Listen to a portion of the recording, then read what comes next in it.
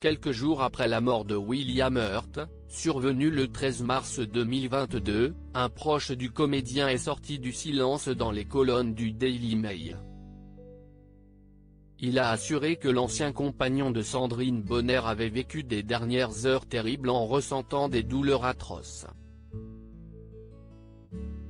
Selon le proche du comédien, il refusait de prendre des opiacés pour ne pas briser sa sobriété de plusieurs décennies.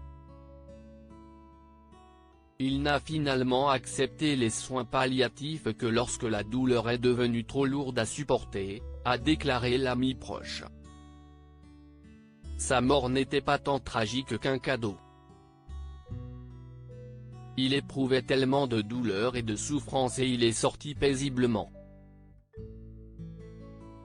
Durant les dernières années de sa vie, William Hurt avait trouvé des traitements alternatifs.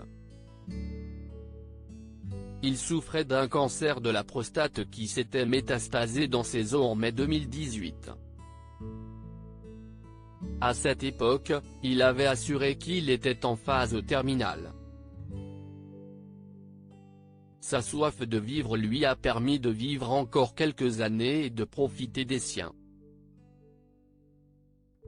Si est d'ailleurs entouré de qu'il s'est éteint, dans sa maison de Portland, dans l'Oregon, où il vivait depuis 2015.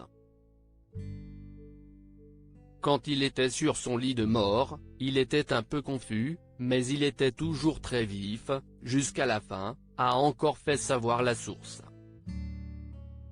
William Hurt était père de 4 enfants. William Hurt laisse derrière lui 4 enfants, dont Jeanne Bonnaire Hurt, fille qu'il a eue avec la comédienne française, Sandrine Bonnaire. Âgée de 28 ans, la jeune femme va pouvoir compter sur le soutien de sa mère pour traverser cette terrible perte. Loading Widget.